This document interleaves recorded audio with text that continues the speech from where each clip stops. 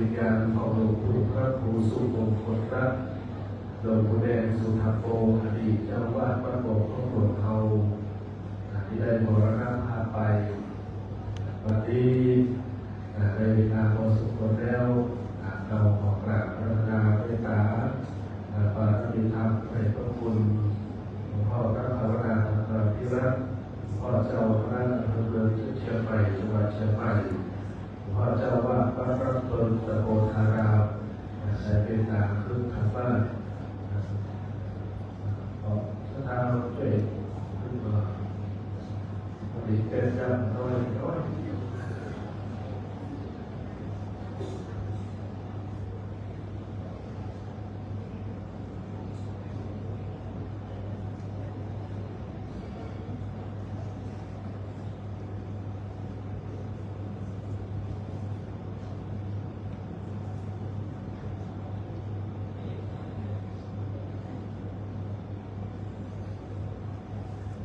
เป็นสามพระเดชพระคุณขึ้นสู่ธรรมะเป็นที่เรียบร้อยคณะสังฆาคณะเจ้าภาพพร้อมเป็นที่เรียบร้อยวันนี้จะเริ่มประกอบพิธีทางศาสนาในเบื้องต้นจะเป็นการจุดธูปเทียนบูชาพระรัตนตรัยขอกราบพระนาอาจารย์พระครูบัณฑิตวชิราภรณ์ดร.เจ้าคณะตำบลท่าสาราหนองปะค่ำได้เป็นประธานจุดธูปเทียนบูชาพระรัตนตรัยขอกราบพระนะครับบรรดาพี่น้องคณะสัตยาญาติโยมทั้งสาธุชนทั้งหลายเด้อตั้งจิตคือใสตั้งใจคือเป็นบุญรำลึกในคุณของพระรัตนตรัยคุณพระพุทธคุณพระธรรมคุณพระสงฆ์เราเป็นสารณะเป็นที่พึ่งคือเราได้ทำความดี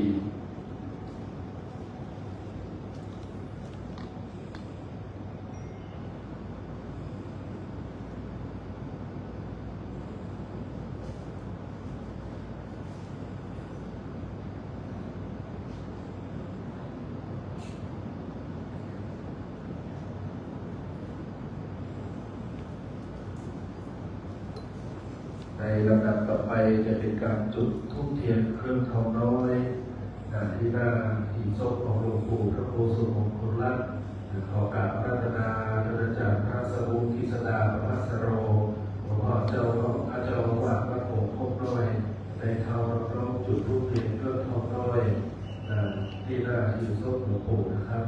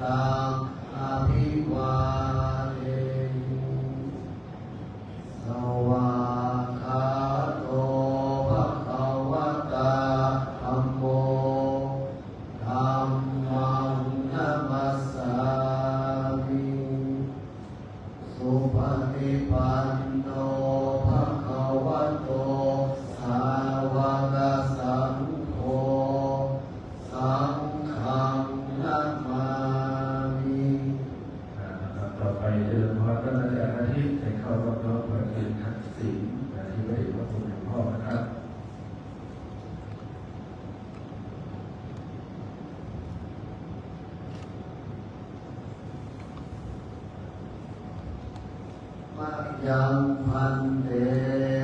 ติสารเนนะสหปัญจศีลานิยาจามาทุติยัมปิมะยังพันเต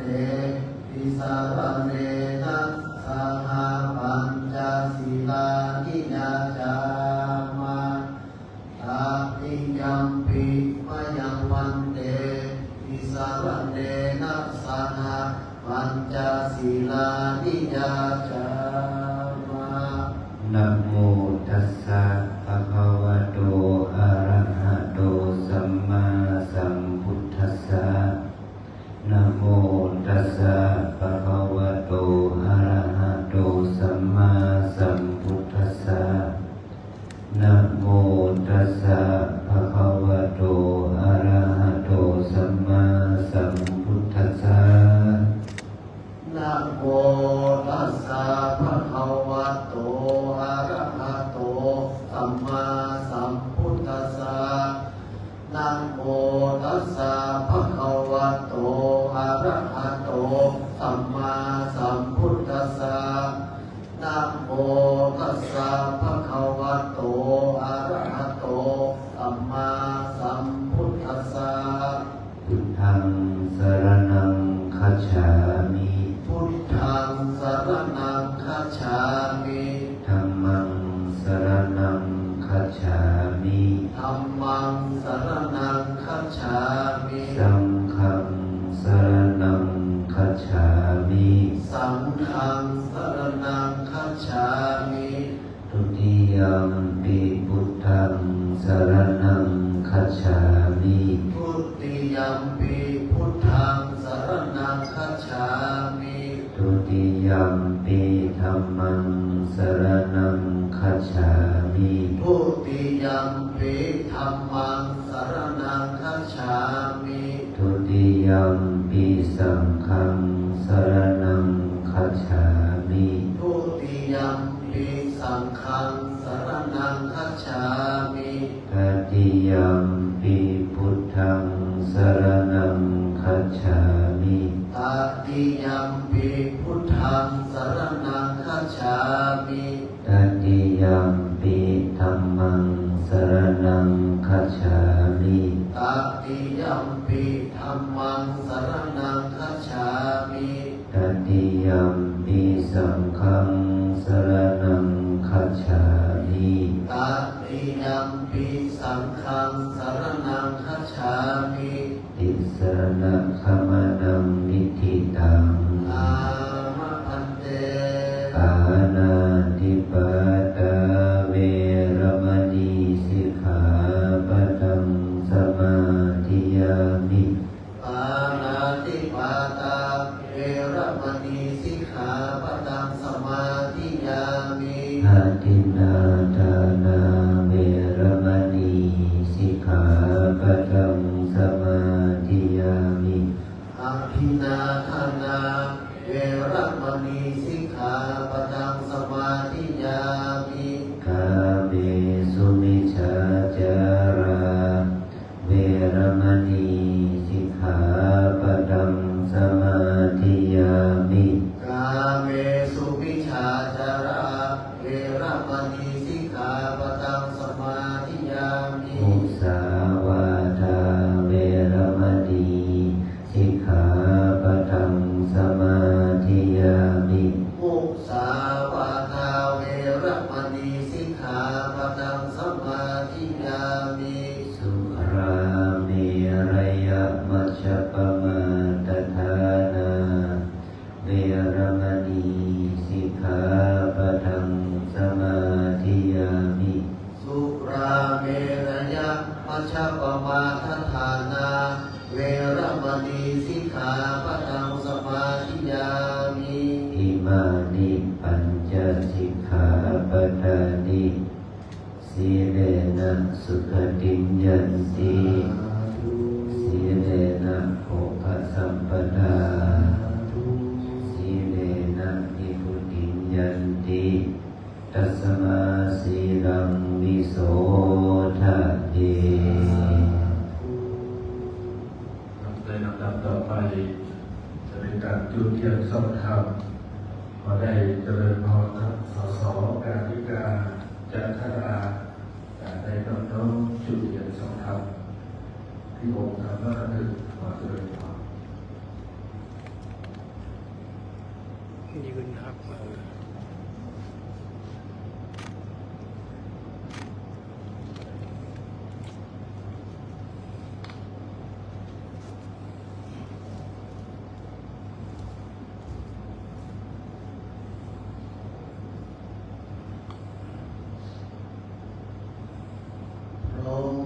หมา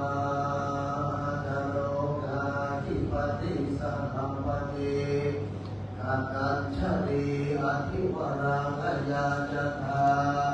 สันติยาสัตตาปรชังคัจฉานิกาเทเสตุธัมมังอาทุกัมปิมังอุปัชฌา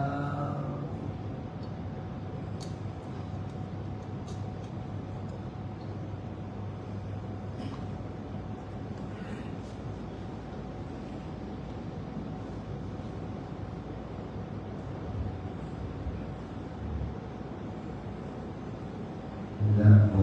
ตัสสะภะคะวะโตอะระหะโตสัมมาสัมพุทธัสสะนะโมตัสสะภะคะวะโตอะระหะโตสัมมาสัมพุทธัสสะนะโมตัสสะภะคะวะโตอะระหะโตสัมมาสัมพุทธัสสะทเวสัจจานิสัมพุทโธวะระตังวโรสมุติปรมัตถัญจะตติยังนุปรัตติติขอความนอบน้อมของข้าพเจ้าจงมีแด่สมเด็จพระผู้มีพระภาคพระอรหันตสัมมาสัมพุทธเจ้าผู้ทรงพระมหากรุณาธิคุณอันประเสริฐผู้บริสุทธิ์จากกิเลสตรัสรู้ชอบได้โดยพระองค์เองขอความน้อมน้อมต่อพระธรรมและคณะพระอริยสงฆ์เจ้าทั้งหลายในโอกาสวันนี้จะได้แสดงธรรมเพื่อเป็นการทำบำเพ็ญบุญทักษิณานุปทานกิจกันเพื่อได้อุทิศแก่หลวงพ่อพระครูสุมงคลรัตน์แดงสุธรรมโมจนอายุ94 ปีพรรษา50ในที่ท่านได้ถึงแก่มรณภาพไปนั้นเมื่อกี่เดือนก่อนเนี่ยเราก็ได้มาทำบุญ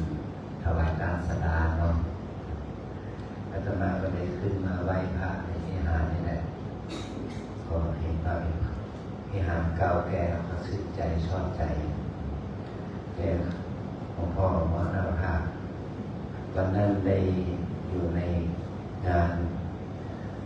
สุจกาสุโธทพระเจ้าอาวาสวัดป่าเป้าในท่านพระครูบัณฑิตวัชรพรท่านเป็นหมดท่านเทวนาโบนท่านเลขาพระผู้ที่หลวงพ่อมรณภาพก็บังเอิญวันนั้นอาตมาก็มีภารกิจสำคัญจะต้องไปบรรยายธรรมรับกรรมฐานให้แก่พระภิกษุที่มาจากภาคต่างๆทั่วประเทศไทยเนี่ย200 กว่ารูปที่วัดพระธาตุศรีจอมทองคนนี้บอกท่านพระครูว่าขอโอกาสจะได้มารดน้ำศพนะก็อีกวันอีก2 วันเนาะก็ไม่ชี้วันถึงแก่กรรมเลยตายเขาไม่ตะวาเนี่ยตั้งแต่วันแรกจนถึงวันสุดท้ายร่วมบุญแก่พระเป็นกุศลศพแต่ก็ได้ร่วมไปเผาศพเพราะต้องไปเป็นประธานการฟังธรรมของพระวิปัสสนาที่ผมมาปฏิบัตินั้นเดี๋ยวประมาณนี้ก็ไปทำบุญทำกินาแก่บุรพาจารย์ครูบาอาจารย์ที่เป็นมรณภาพไปเนาะวันตรงก็เป็นวันดี เราได้มาเทศน์ธรรมที่นี่ก็มีความรู้สึกดีใจว่าได้มีโอกาสมาแสดงธรรมจะได้นึกถึงหลวงพ่อที่ได้อายุ94 ปีได้ถึงแก่กรรมไปแล้วนั้นเป็นได้มันก็ได้นโมทนาบุญด้วยวันนี้พระสงฆ์เองเราก็มาร่วมบุญทั้งสังฆสอและสถานญาติโยมก็ได้มาร่วมบุญไปเนาะนี่คือว่าเราได้มาทำบุญมานึกถึงที่ท่านอาจารย์พระครูเป็นได้โอ้ถึงวัดศิมาลาเป็นบวชจะได้มาฟังธรรมในโอกาสที่จะมาเทศน์เนี่ยเขาซึ่งว่าเป็นเรื่องความสำคัญเกี่ยวกับการทำถึงระดับนี้ช่วยเหลือก็เขาก็คิดถึงคำสอนของพระสัมมาสัมพุทธเจ้าคนเราในโลกนี้ในโลกมนุษย์นี้เปิดได้ปราประดิษฐ์นำเปิดได้กล่าวถึงธรรมคือสัจจะไว้2 ประการคือสมมุติสัจจะความจริงโดยสมมุติ2คือปรมัตถสัจจะความจริงโดยแท้จริงความจริงเป็นปรมัตถ์มันบอกมีสัจจะที่3สัจจะที่1มีอยู่2ความจริงที่โดยสมมุติก็มีสัจจะแบบความจริงแบบชาวบ้านกับความจริงที่เป็นพระคำสอนนี่อันที่2นี่ความจริงโดยปรมัตถ์เนี่ยมี2อย่างคืออริยสัจจะคือที่พระเจ้าตรัสรู้อริยสัจ4นะแล้วก็สภาวะสัจจะความจริงโดยสภาวะธรรมหมายความว่ารับความจริงโดยสภาวะธรรมนี่เขาจะได้ยินภาพเป็นส่วนกุศลธรรมะอกุศลธรรมะอริยสัจธรรมะนี่มุ่งหมายถึงว่าภาพเป็นส่วนสภาวะสัจจะความจริงที่มันบอกขึ้นกับการเวลาทุกคนที่เขาเป็นคนเนี่ยเป็นหญิงก็ตามเป็นแม่ชายก็ตามเป็นพระก็ตามเป็นโยมก็ตามเนี่ยก็ต้องอยู่ในความจริง3 ประการเนี่ยว่าเขามางานศพเนี่ยเขามาอย่างเขามาตอนเขามาแสวงหาความจริงด้วยสภาวะสัจจะหมายความว่าเขาเข้ามาแล้วเขาไปไหว้พระพุทธเจ้าเนี่ยพอไหว้พระเขาได้ไม่พอถึงไปพระพุทธเจ้านี่บทเจตพระพุทธรูปพระพุทธเจ้าบทเจตพระประธานแต่พระพุทธเจ้ามุ่งหมายถึงสภาวะสัจจะความจริงคือว่าพระปัญญาที่คุณพระบริสุทธิ์ที่คุณพระมหากรุณาธิคุณ3 ประการนี้เกิดขึ้นในบุคคลใดบุคคลนั้นจะเป็นพระพุทธเจ้าพระพุทธเจ้าเนี่ยเป็นเจ้าชายสิทธัตถะก่อนนะเป็นเจ้าชายสิทธัตถะก่อนนะเป็นแสวงหาความจริงตั้งแต่อายุ29จนถึงได้บรรลุธรรมเป็นอายุ35ได้เข้าถึงอริยสัจจะนี่แหละสภาวะสัจจะนี้ทั้งพระเจ้าชายสิทธัตถะนั้นเข้าถึงฐานะเป็นพระพุทธเจ้าเพราะฐานะของพระพุทธเจ้าเนี่ยมันเกิดขึ้นเมื่อว่าเจ้าชายได้เห็นความจริงของชีวิต4 ประการว่านี่คือทุกข์นี่คือเหตุแห่งทุกข์นี่คือความดับทุกข์นี่คือข้อปฏิบัติเพื่อความดับทุกข์เดี๋ยวเข้าใจเรื่องอริยสัจสี่ทุกข์สมุทัยนิโรธมรรคนี่คือเป็นเหตุให้เจ้าชายสิทธัตถะเปลี่ยนฐานะทางจิตใจเพิ่งเกิดปัญญาเพิ่งรู้ความจริงเขาทำให้โลกนั้นเห็นทุกข์ตามความเป็นจริงทุกข์คืออย่างคือทุกข์เกิดทุกข์แก่ทุกข์เจ็บทุกข์ตายเนี่ยเป็นกับครูเนี่ยหลวงพ่อครูแดงเนี่ยก็มีทุกข์เกิดแก่เจ็บตายเราทุกคนจะต้องมีความทุกข์เกิดทุกข์แก่ทุกข์เจ็บทุกข์ตายเนาะเขาจะอยู่ในฐานะไหนก็ตามแต่แม้แต่อาตมาจะยังมีชีวิตอยู่อย่างนี้ก็จะต้องมีความเกิดผ่านมาแล้วมีความแก่เพราะเขาก็มีความแก่เนาะใครพอแก่เนี่ยแก่ทุกคนเนาะมีความเจ็บได้หรอโดยใครมีความเจ็บถ้าเกิดสุดท้ายก็มีความตาย พระเจ้าอยู่หัวในหลวงรัชกาลเป็นยังสบายเราคนไหนเป็นพระองค์ก็ประทานพระราชทานปริญญาแพทยศาสตร์บัณฑิตมหาบัณฑิตดุษฎีบัณฑิตมากมายพระราชทานปริญญาให้แก่พยาบาลให้แก่มากมายแต่พระองค์ก็ยังประโคนความกายอย่างนี้ถ้าจำนวนนี้สุดได้ยากต้องสวรรคตอันนี้เป็นต้นนะมันเข้ามาทุกคนจะต้องตายแม้แต่คนชาวบ้านธรรมดาก็ต้องตายเหมือนกันวันนี้ดูใจก็ต้องตายเหมือนกันเพราะเหตุนี้แหละคือว่าทุกมันมีหรือรู้สึกทุกมันมีสองอย่างทุกสามัญทุกสามัญเราทุกเกิดแก่เจ็บตายนั่นแหละเขาจะเป็นอภิมหาเศรษฐีเขาก็ต้องตายจากความทรัพย์สมบัติเขาจะเป็นผู้มีอำนาจมีเท่าไรก็ตามเขาต้องตายจากอำนาจหน้าที่นี่คือความตายอย่างนี้พอพูดอย่างนี้คือเรียกว่าสามัญจะทุกคนจะต้องเจอนะดูแลเลยเป็นเพียงอยู่ถึง94เป็นแบบมรณภาพเป็นกระตายเนี่ยนี่คือความจริงความเป็นจริงของเขาทุกคนนะบอกว่าเป็นพระเป็นโยมเหมือนกันหมดอันที่สองคือว่าทุกที่เกิดจากทุกที่เกิดจากกิเลสเรียกว่าวิเศษณทุกที่เกิดจากกิเลสเนี่ยเมื่อคนเราเนี่ยมีเกิดขึ้นมาแล้วมีการเรียนรู้มีวิชาความรู้ต่างๆเป็นความรู้ทั้งโลกและความรู้ทางธรรม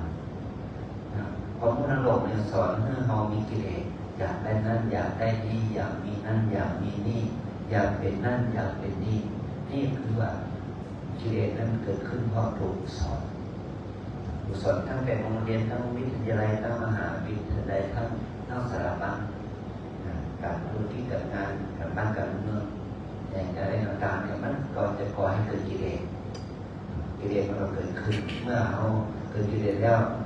เขาบ่มีปัญญามันบ่มีปัญญามันก็ก่อให้เกิดปัญหา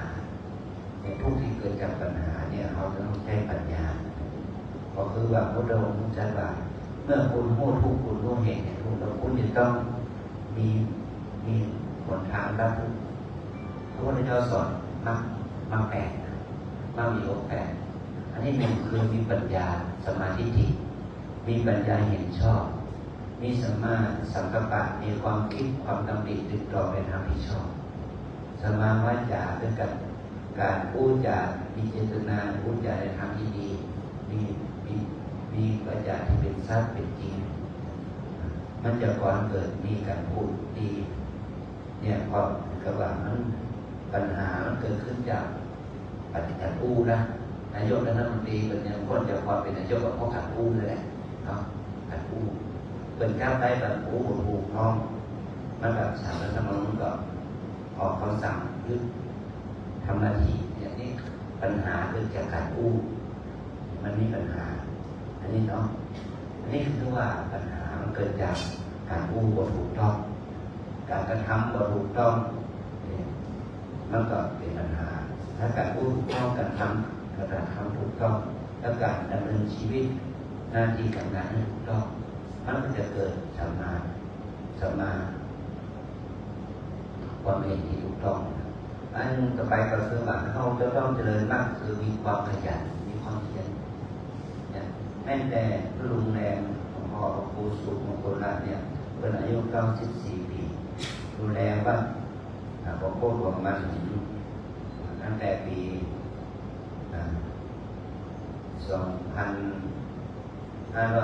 2517นะ2017มันมีกี่ปีแล้วมันรวมถึง40 ปีแล้วก็เนาะ40 กว่าปีแล้วเนี่ยเป็นการรวมสร้างความแปลงเนี่ยเรามีความขยันมีความเพียรตั้งแต่ทำอาคารสถานที่สร้างวัดสร้างวาทั้งคนทั้งหลายศรัทธาพี่น้องทั้งหลายได้ใช้สถานที่นี้มาทำศาสนกิจน้อยใหญ่นะก็เพราะว่ามันมีความขยันมีความเพียรนั่นแหละนะสร้างบริบูรณ์นะบริสุทธิ์ของวิหารเนี่ยนั่นเป็นดินชื้นหน้าชูตาของอำเภอเราของบ้านเมืองเรา อันนี้ก็คือว่าเป็นเพื่อนเป็นคนมีความขยันมีความเพียรเนี่ยแล้วก็มีสมาธิระลึกชอบเป็นอายุเด็กเขา14 ปีเนี่ยเป็นบ่ได้มีความระลึกผิดความคิดในทางที่ถูกต้องเป็นอย่างระลึกได้นะตอนอายุมา50 ปีที่มันเป็นภาคขึ้นมาเนี่ยนะเป็นบวชแล้วก็พอหน้าพระตายคาผ้าเหลืองเนาะเขาก็มีความรู้สึกดีใจว่าครูบาอาจารย์เราครูเราเนี่ยมีชีวิตอยู่อย่างมีค่าเป็นที่ไปสาบูชาของสถาบันนอกเนี่ยก็คือว่าเป็นคนที่มีความดีงามเป็นมหากุศลทางสร้างบุญสร้างกุศลนั่นเกิดแก่ชีวิตมีสัมมาสมาธิคือจิตตั้งมั่นในทางที่ชอบถ้าเรามีความตั้งมั่นเราคิดในทางตั้งมั่นทางที่ดีมันจะก่อให้เกิดผลดีต่อชีวิตเรามันจะเกิดผลดีต่อวัดวาอารามของเราต่อพระศาสนาของเราอันนี้นะอันนี้คือพระองค์สอนเรื่องของมรรคทางในความดับทุกข์คือเราต้องเลือกเรื่องดีปัญญาดีความคิดดีการรู้ดีการกระทำดีการดำเนินชีวิตดีๆความเพียรความขยันดีๆความมีสติดีๆความมีสมาธิดีๆอันนี้คือว่าเป็นองค์มรรคธรรมที่ทำให้เราดับทุกข์ได้ถ้าเราดับทุกข์ได้แล้วก็มันก็ดับกิเลสได้ก็เข้าสู่นิโรธคือเราเข้าสู่พระนิพพานได้แต่ถ้าเราดับทุกข์บ่ได้เขาเข้าสู่นิพพานบ่ได้เนี่ยคือว่าสัจจะความจริงของพระพุทธเจ้าสอนเรื่องอริยสัจจะนี่นะแล้วอริยสัจจะนี่จะมีแก่เราก็ต่อเมื่อเรามีปัญญามีศีลมีสมาธิเกิดขึ้นในใจของเราเนี่ย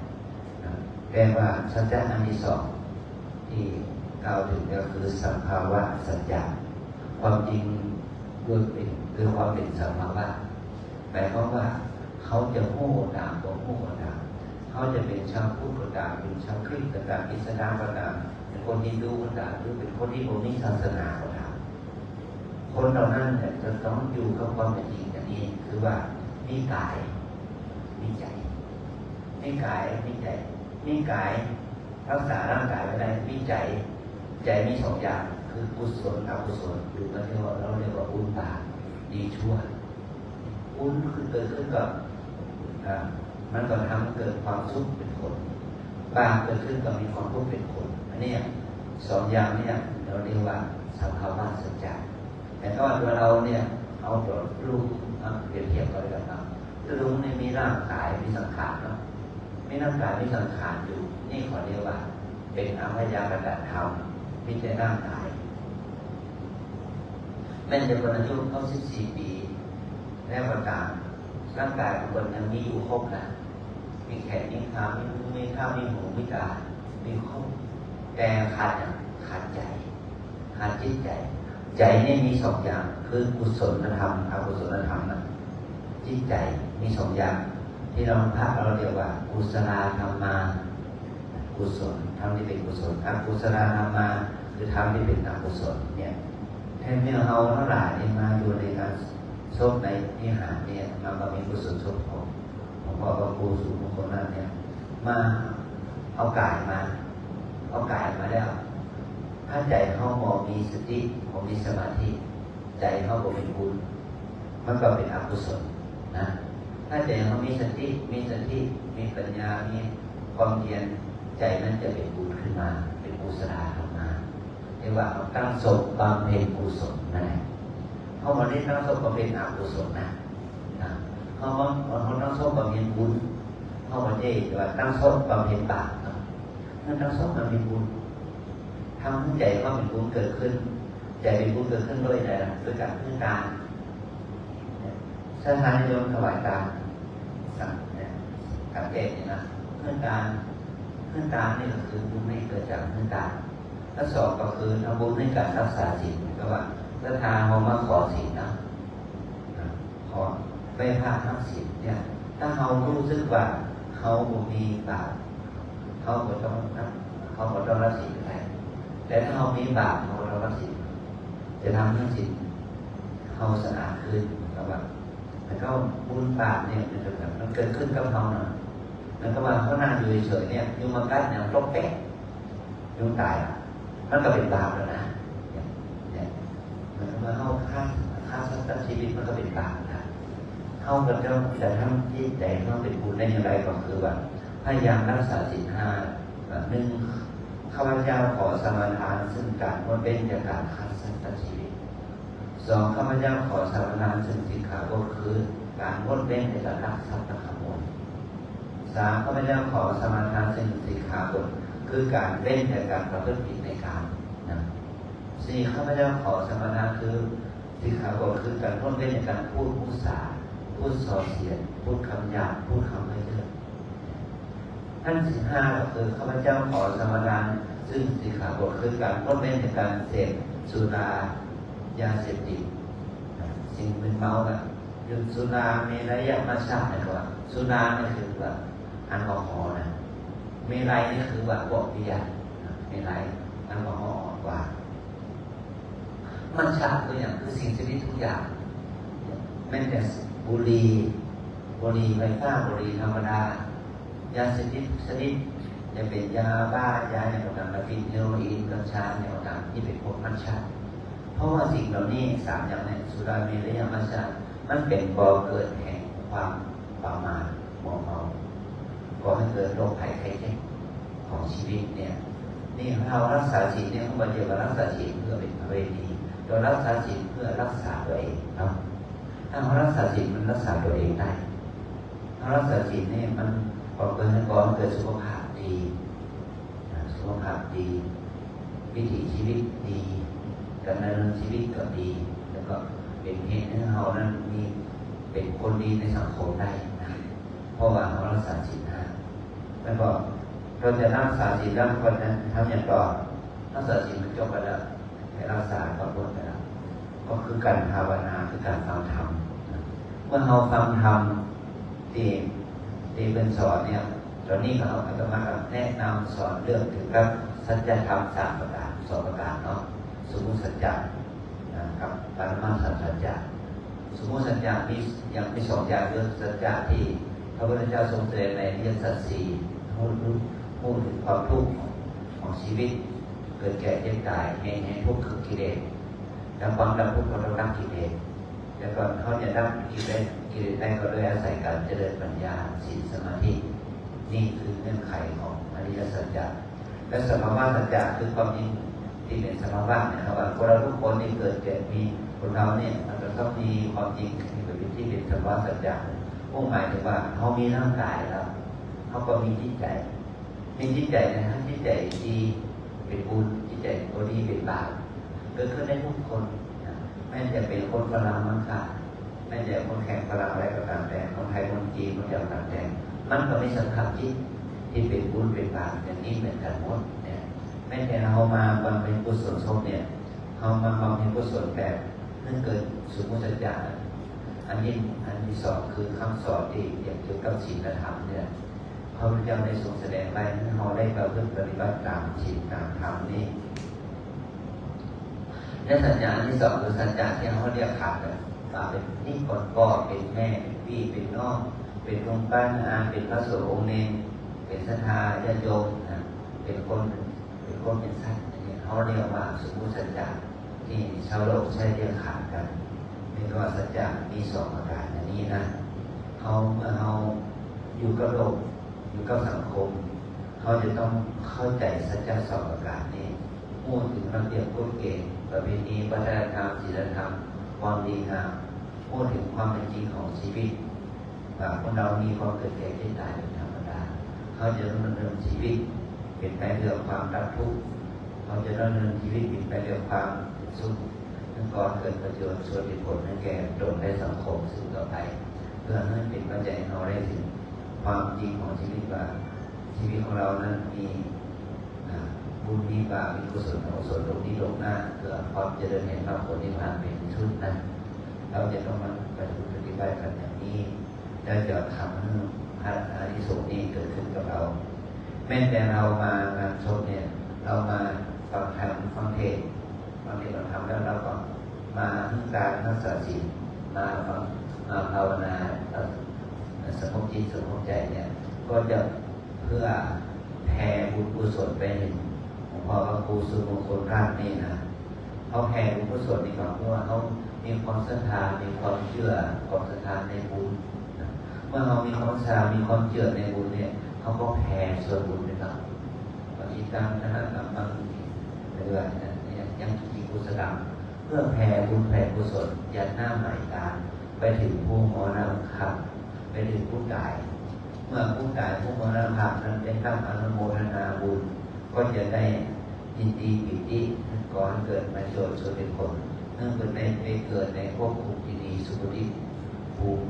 เป็นมนุษย์สมบัติสวรรค์สมบัติจนถึงนิพพานสมบัติอย่างที่สุดแต่กำลังบุญที่จะเกิดขึ้นกับหลวงปู่ท่านหลวงพ่อนะแต่ก่อนมันก็เป็นบุญเป็นกุศลกับพวกเราทุกคนด้วยพวกเราทุกคนนี่ก็ได้ได้มุ่งอย่างนี้แล้วก็เราจะต้องกระทำคู่คิดเพื่อเป็นกุศลกรรมให้เกิดขึ้นกับตัวเรามากการทำคู่คิดที่เป็นกุศลนั่นแหละมันจะก่อให้เกิดความสุขความเจริญในชีวิตของเราสืบต่อไปก็นี่แหละเป็นพลังบุญที่บุญเราทั้งหลายนะก็การที่กรรมภาพผมได้แสดงธรรมมาเพื่อเป็นอานิสงส์เกิดคุณแก่สรรพชนญาติโยมทั้งหลาย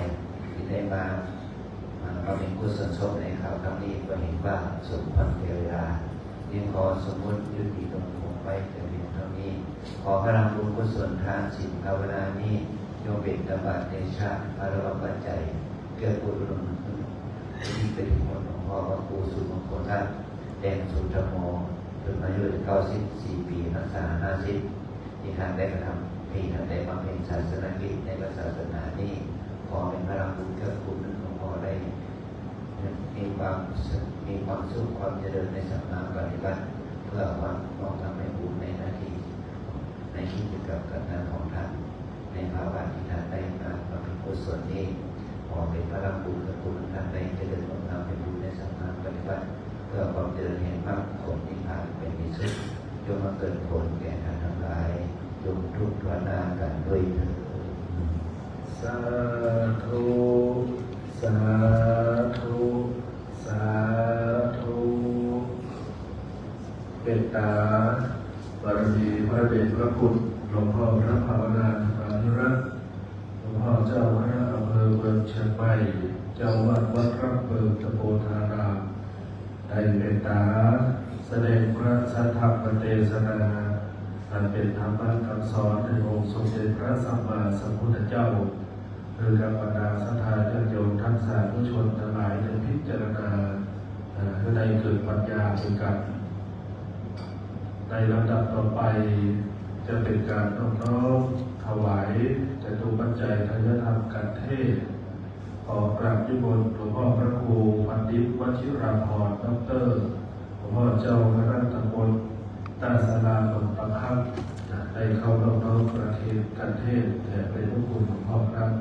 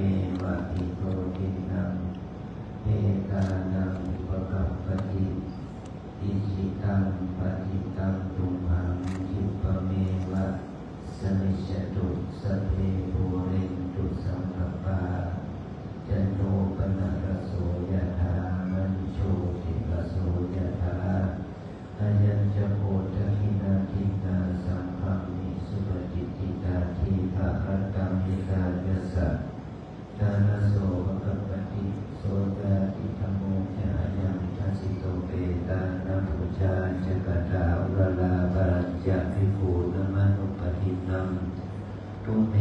ปุญ ยังปสุตังอนาปกันติสัพพิติโยวิวัชชันตุสัพพะโรโควินัสตุมาเตภววันตรายโยสุขีทีฆายุโกภวะอภิวาทนาสิริสานิจังมุตตาปัญญานิโนตาโรธรรมาวันตันติอายุวันโนสุขังภะลังสาธุสาธุสาธุ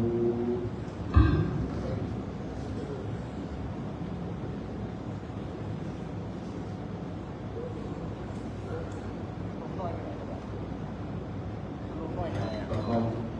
คองพ่อเด้อจะยกไปได้ยก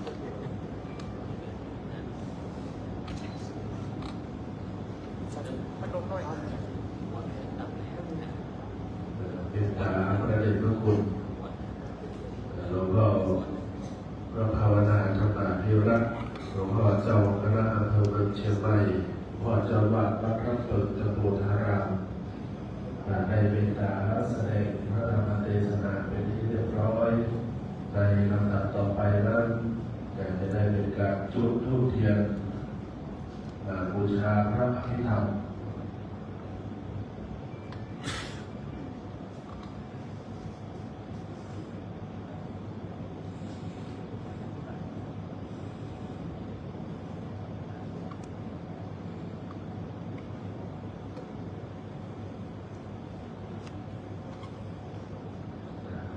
นิมนต์ท่านอาจารย์พระปฐมตรีดิสโรดร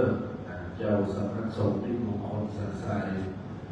ในจุดธูปเทียนบูชาพระอภิธรรมของหลวงพ่อครับ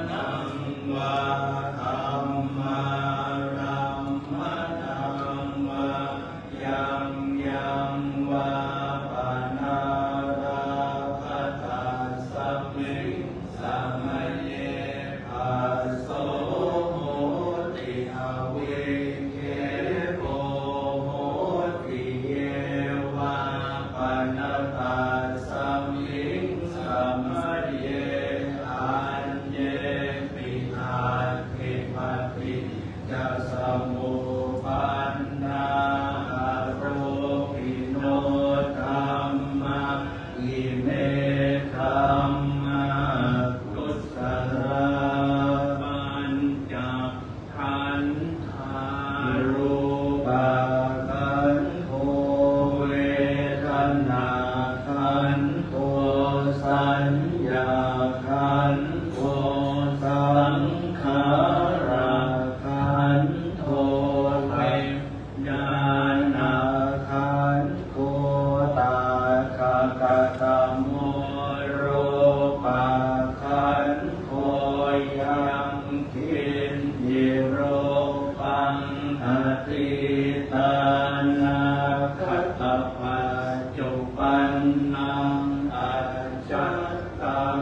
วังปฏิภาวะโอลาริกังวาสุขุมังวาเยนังวาปณิตังวายังทุเลวาสันติเกวาตะเทกัจฉังอภิสัญโยหิตาวะอภิสังขิปิตาวะอายังพุทธติรูปาคันโทสังฆโหอาสังฆโหสังฆอิเตนะอาสังฆอิตังอาสังฆอิเตนะสังฆอิตังสังฆอิเตนะสังฆอิตังอาสังฆอิเตนะอาสังฆอิตังสัมปโยโควิปโยโคสัมปยุตเตนะวิปยุตตังวิปยุตเตนะสัมปยุตตังอาสังฆอิตังสัมปัญญติโยขันธปัญญาติอายตนะปัญญาติธาตุปัญญาติสัจจะปัญญาติอินทริยปัญญาติปุคคลปัญญาติกิตตาวตาปุคคลานังปุคคลปัญญาติสัมมยวิมุตโตอะสัมมยวิมุตโตปุปะธัมโมอะปุปะธัมโม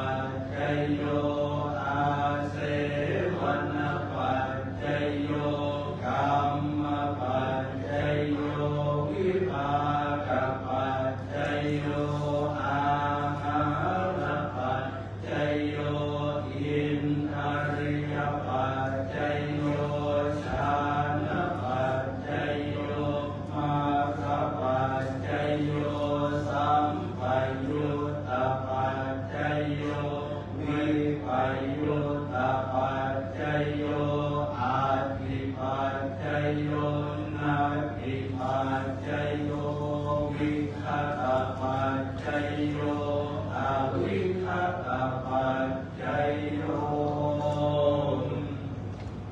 การประสบนั้นสำนักสวดพระอภิธรรมวัดร่ำปรุตโพธารามในเมตตาสวดพระอภิธรรม7 คำพีเป็นที่เรียบร้อยในลำดับต่อไปจะเป็นการทอดผ้าไตรบางสุกุลขอ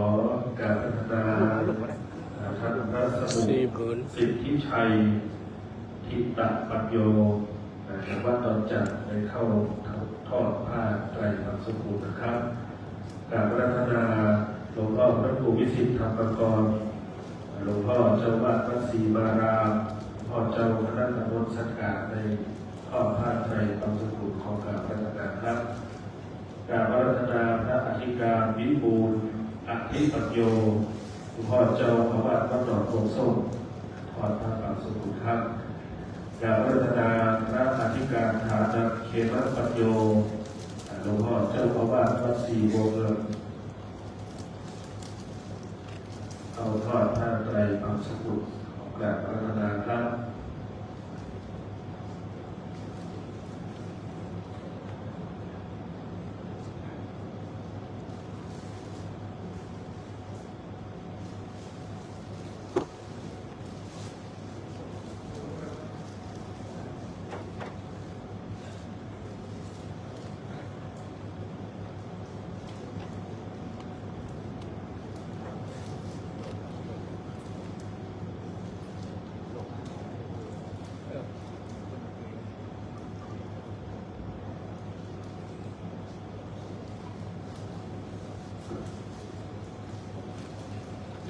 ยกปืนนั้นวางกันมา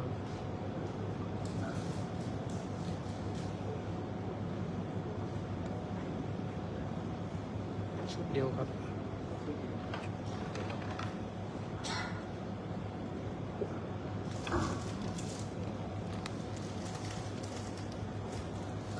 นิจจวัฏสังขาราอุปาทวยธรรมิโนอุปัชฌิตวานิโรธชันเตเตสังอุปัสสโมสุโขอนิจจวัฏสังขาราอุปาทวยธรรมิโนอุปัชฌิตวานิโรธชันเตเตสังอุปัสสโมสุโขอนิจจวัฏสังขาราอุปาทวยธรรมิโนอุปัชฌิตวานิโรธชันเตเตสังอุปัสสโมสุโข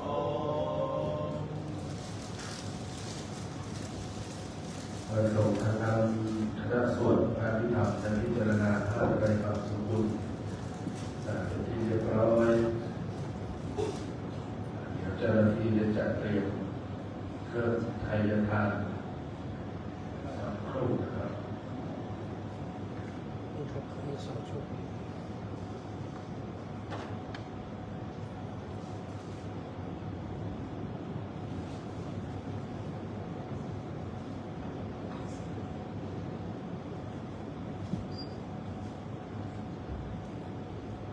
ในลำดับต่อไปจะเป็นการร้องประเคนจตุปัจจัย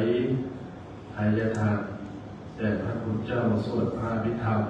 ในเบื้องต้นถวายการพุทธของการพัฒนาท่านอาจารย์พระครูปรัตน์อานนท์อภิชาโตด็อกเตอร์ท่านเจ้าวาดวัดหนองปากค่ำได้เข้ารับประเคนการพุทธของการพัฒนาครับ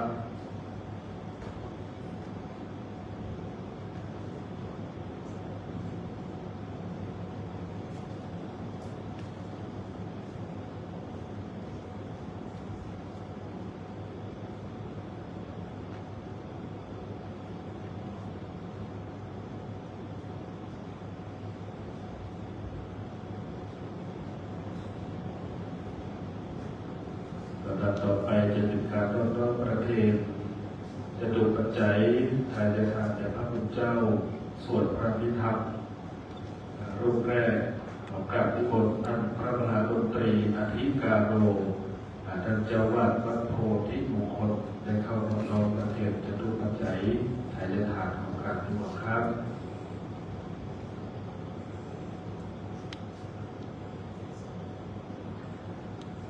รูปที่สองได้เจริญพรแม่ปิ่นปานาในได้เข้าน้อมประเทศจตุปัจจัยครับ นี่ปะ ที่บนประเทศได้เลยครับ มาประเคนเลยกันนะครับประเคนรับพริกเลย น้ำยาที่อยู่ใต้โต๊ะนะครับที่อยู่บนโต๊ะ เปรี้ยวน้ำยาเป็ดโตย เป็นหน้าที่รับรองนะครับท่านที่สามเจริญพรบุญรัฐพาดีผู้ถาวรทรัพย์ท่านที่สี่เจริญพรแม่อภรอินทชัยเขารับรองประเทศจตุปัจจัยทายทานแด่พระพุทธเจ้า ประเคนเลยครับ โอเคแล้วรับน้ำยาใต้โต๊ะนะครับกับที่รับรองหนึ่งนะครับ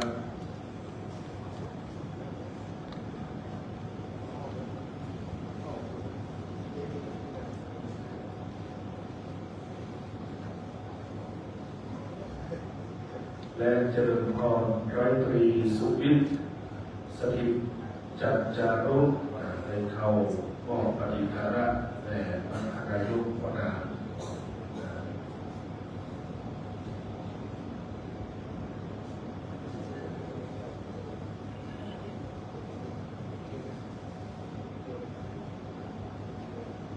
ประสงค์ทางด้านจะได้รู้โมทนาอาณาสนาญาติโยมทั้งสาธุชนอย่างเรียนน้ำยาเพราะท่านใดวันนี้น้ำยาจากท่านคิดเอาเรื่องกราบเป็นบุญค้า เอียาวะเดวะคาอุตตะปาริโกเรนเตสาหังเอวะเมวะอิโตทินังเตตานังอุปกปปเตอิจิตังปะจิตังบุมังคิปะเมวะสะเมชะโตสัพเพปุเรนโตสังกัปมาจันโทปนะระโสยถามณิโชติระโสยถาสัพพิติโยวิวัชชันตุสัพพะโรโควินาศตุมาเตภวัตวันตรายโยสุขีทีขา ยุโก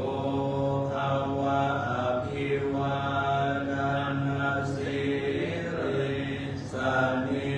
จังวุฒาปัจจายโนจัตตารโอธรรมาวันทันติอายุวันโนสุขังภารังอายันจะของทาคินาทินาสังฆังหิสุปฏิ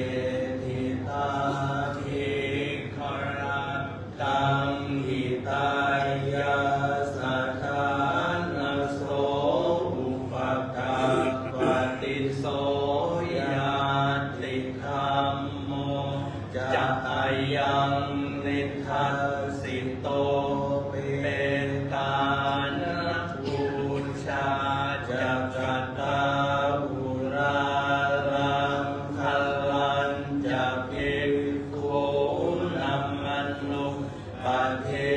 นังตุมเหหิปุญญังปัสสุตังอนาปกันติลุตันนะไตยานุภาเวนรตนาไตยเตชัสสะอุคโรคัพพยาเวราโสกาสาตุจุปาค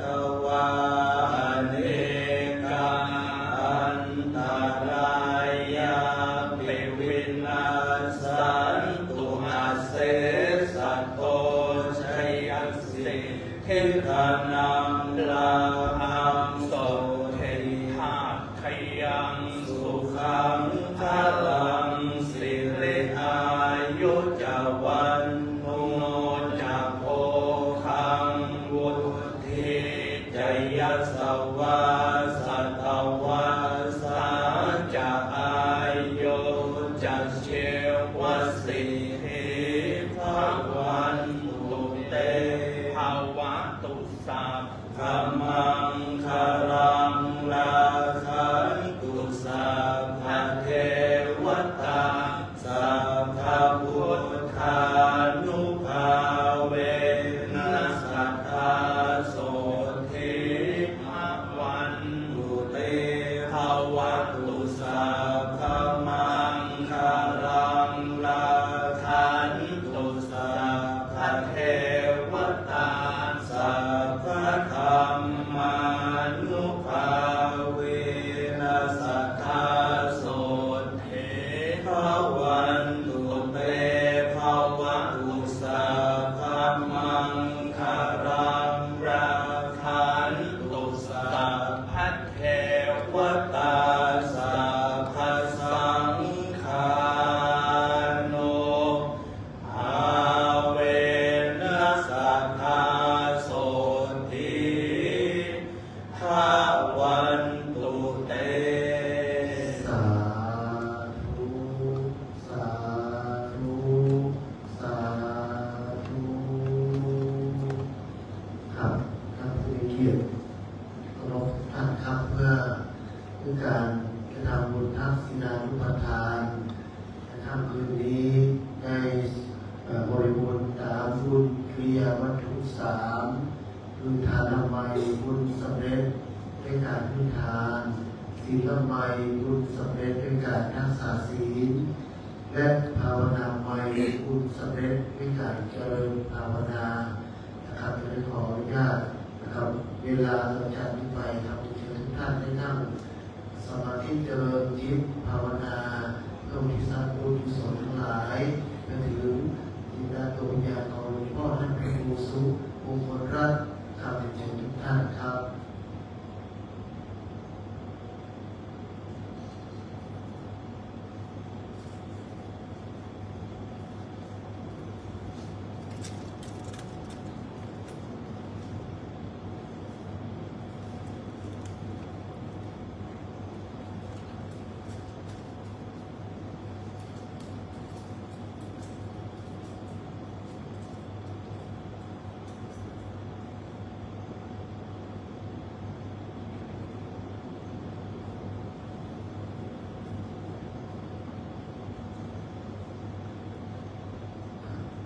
สมควรแก่กาลเวลาครับต่อไปเราร่วมกันแผ่เมตตาพร้อมกันครับอิตังทานาคัมมังติปานาปัจจยโยโยนิจังอิตังศีลคัมมังติปานาปัจจยโยโหตุโนอิตังภาวนาคัมมังติปานาปัจจยโยโหตุโนยังกินเจโกสานังกัตตาพังกัมมังสัพเพอัมเหหิกาตังปุญญังโนอานุโมทันโตโสนันโตเยเทวาสามิงคาเนอาทิกาตาทิกายุกาสัพพสัตตานังสุขีอัตตานังปาริหารันโตมาตาทิตาอุนโตทุกขาปังพุทธันโตสัพเพยาทัคขาสุขิตาอุนโตปังพุทธันโตสัพเพอัญญาทัคขาสุขิตาอุนโตทุกขาปังพุทธันโตสัพเพวิสาสัพเพยัคขาสัพเพเปตาอุนโตทุกขาปังพุทธันโตสัพเพนัคขันตาสุขิตาทุกขาปังพุทธันโตสัพเพเทวาสุขิตาอุนโตปังพุทธันโตสัพเพติโยปัจจ ยาสุขิตาหุนตุทุกขปาปุจจันโตสัพพะสัมปะทินังสัพพิจันตุโหวันตาวิพุทธังสัพพะเวโตสัมทัพเมพันเตวันตาวิธัมมังสัพพะเวโตทัพเมพันเตวันตาวิสังฆังสัพพะเวโตสังพันเตวันตาวิกุรุโอปัชฌาอาจาริเยสัพพะเวโตทัพเมพันเตวันทานิกัมมัฏฐานังสัพพะเมโตสัมทัพเมพันเตวันทานิอาราเมวัฏสิมายังอามาทัพเมพันเตวันทานิเจติยังสัพพังสัพพะทาเนติติตาสาริรันธาตุมหาโพธิพุทธรูปังสัทธานาคาโลเกเทวะโลเกพรหมโลเกสุโภลังกาอิเปสาริรันธาตุโยเกสาธาตุโยอาระหันตาธาตุโยเจติยังกันทะปุติติสาหาเสธัมมะสัพเพสัมภารเจติยังนะหังวันทามิสัพพโสกายเยนะวาจายะวะเจตสาวาพุทเทกุกัมมังปะกะตังมะยายังพุทโธปฏิกานันโตอัจฉยันตังกาลังทะเลสังวาริตุมาพุทเทกายเยนะวาจายะวะเจตสาวาธัมเมกุกัมมังปะกะตังมะยายังธัมโมปฏิกานันโตอัจฉยันตัง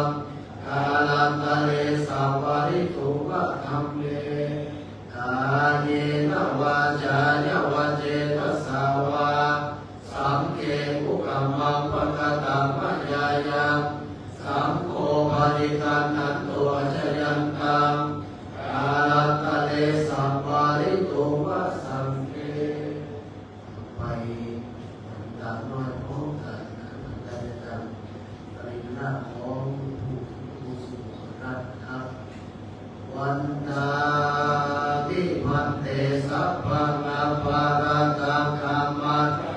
พันเตมยากาตังปุญญังสาวินาอาโกโมทิตาพังตัตังปุญญังไม่หังทานะพังสาธุสาธุอนุโมทามิ กับพิธีบำเพ็ญกุศลศพอุทิศแด่ดวงวิญญาณของหลวงปู่พระครูสุมงคลรัตน์ได้สำเร็จเสร็จสิ้นไปเป็นที่เรียบร้อยในนามคณะสงฆ์คณะสัตยาวัดบวกหลวงปู่ขอกราบขอบพระคุณในเมตตาบารมีของพระเดชพระคุณหลวงพ่อพระภาวนาธรรมธิรัตน์หลวงพ่อเจ้า เก็บไว้นี่ใช้เปิดพัดลมไหลป่ะน่ะ เจ้าวัดวัดพระเปิดตะโกธารามห้องทางพระสวดวัดพระเปิดตะโกธารามวิไลเมตตาเป็นองค์ธรรมและปฏิแสดงพระสัทธรรมเทศนาคือมันบอกว่ามันฮ้อนทุกท่านสาธุชนทั้งหลายได้เกิดสติเกิดปัญญาและได้เกิดบุญต้องนำบุญอุทิศแด่ดวงวิญญาณของหลวงปู่พระครูสุมงคลรัตน์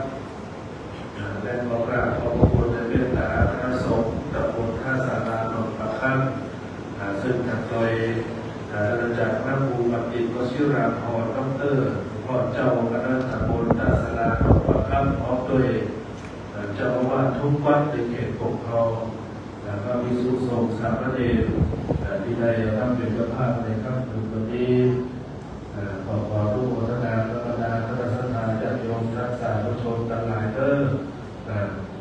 ที่ได้มาร่วมบุญร่วมกุศลกันในค่ำคืนวันนี้และในค่ำคืนวันพรุ่งนี้นั้นคณะเจ้าภาพมีเป็นการบูชาคณะที่การคณะที่หนึ่งคณะของประยกสมคิดเริ่มเกียรติดำรงครอบครัว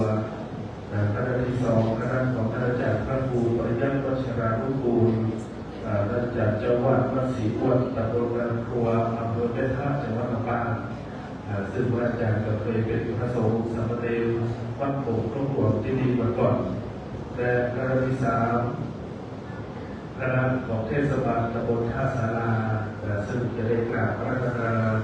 ท่านอาจารย์พระมหาอวยปัญญาวชิโรจากวัดพระศรีโคราชมหาวิหารได้มาเป็นผู้แสดงพระธรรมเทศนาในค่ำคืนวันพรุ่งนี้บรรดาสถานโยมท่านสาธุชนทั้งหลายก็พักผ่อนอินริยาบถในการพยาใส่เริ่มญาติโยมท่านสาธุชนท่านใดจะร่วมบุญก็ท่านใดมาสุขุมก็ลงเชิญเจริญพรได้นะครับที่เจตนาเริ่ม